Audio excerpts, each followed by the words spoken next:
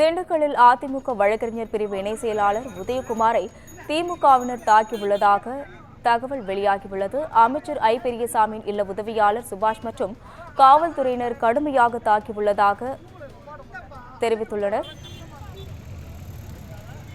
இதுகுறித்து கூடுதல் விவரங்களை செய்தியாளர் வசந்த் வழங்க கேட்கலாம்.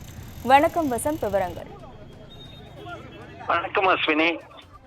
திண்டுக்கல் மாவட்டம் திண்டுக்கல் பஸ் நிலையம் அருகே உள்ளது. சப் கலெக்டர் சாலையில் உள்ளது திமுக அலுவலகமானது உள்ளது. இந்த அலுவலகத்தில் இன்று வழக்கமல் கட்சி நிர்வாகிகள் சந்திப்பு ஏற்பாக அமைச்சர் ஐ பெரியசாமி அவர்கள் கட்சி அலுவலகத்துக்குள் இருந்துள்ளார். இந்த நிலையில் அந்த சாலையில் உள்ள முக்கிய பிரதான சாலையாக உள்ளது. இந்த சாலையில் அருகே ஜான் பள்ளி வளாகங்கள், அதே போல் சொல்லக்கூடிய பள்ளி வளாகங்கள், அனைத்து பள்ளிகளும் அந்த முக்கிய பிரதான சாலைகளே உள்ளது.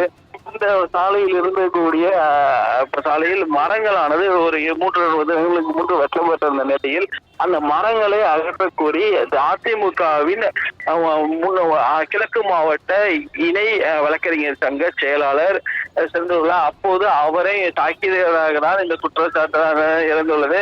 மேலும் அவர் இதற்கு முன்னதாக கட்சி இருக்கக்கூடிய பார் கவுன்சிலும் முன்னாள் செயலாளராக இருந்த நிலையில் அவரை சென்று அங்கே கேள்விகள் எழுப்பிய போது அங்க இருக்கக்கூடிய கட்சி நிர்வாகிகள் அவரை திட்டியதாகவும் அங்கே இருக்கக்கூடிய அவருடைய ஐ பெரியசாமி அமைச்சருடைய ஐ பெரியசாமியுடைய இல்ல உதவியாளர் சுபாஷ் அவர்கள் அவரை கடுமையாக விமர்சித்து திட்டியதாகவும் என்று கூறப்படுகிறது. அதைத் தொடர்ந்து அவருடைய பாதுகாப்பில் இருக்கக்கூடிய உதவி ஆய்வாளர் ரவி என்பவர் அவரை கடுமையாக சாலையில் வைத்து பொதுமக்கள் முன்னிலையில் தாக்கி அவரை அந்த இடத்திலிருந்து அப்புறப்படுத்தினால் பொதுமக்கள் முன்னிலையில் அனைவரும் முன்னுமே அந்த இருக்கக்கூடிய வழக்கறிஞர் தாக்கப்பட்டதால் உடனடியாக கோபமடைந்த இருக்கக்கூடிய தகவல் தெரிவிக்கப்பட்டது. அங்க இருக்கக்கூடிய பொதுமக்கள் முன்னிலையில் அவர் தாக்கிய வீடியோக்கள் தான் தற்போது நம்மால் காண முடிகிறது. அதனுடைய காட்சிகள் எல்லாம் பார்க்க முடிகிறது. அதை பொதுமக்கள் முன்னிலை தாண்டி அந்த கட்சி அலுவலகத்தில் அவர் சாலையிலிருந்து தள்ளப்பட்டார். உடனடியாக தகவல் தெரிவிக்கப்பட்டு அங்கு வந்த வழக்கறிஞர்கள் அந்த கட்சி அலுவலகத்துடைய கலைஞர் மாளிகை என்ற கட்சி அலுவலகத்துக்கு முன்பாக தொடர் போராட்டத்தில் தற்போது ஈடுபட்டனர். உடனே உடனடியாக அங்கிருந்து சில அடி தூரத்தில் உள்ள வடக்கு காவல் நிலையம் முன்பு தற்போது போராட்டத்தில் ஈடுபட்டு வருகின்றனர்.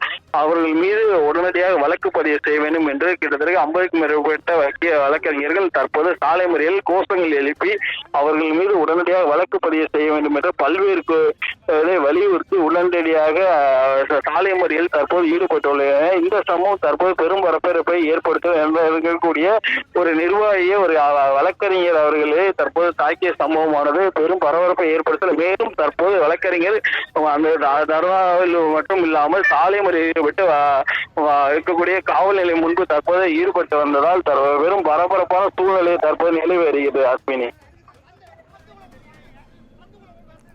விவரங்களுக்கு நன்றி வசந்த்.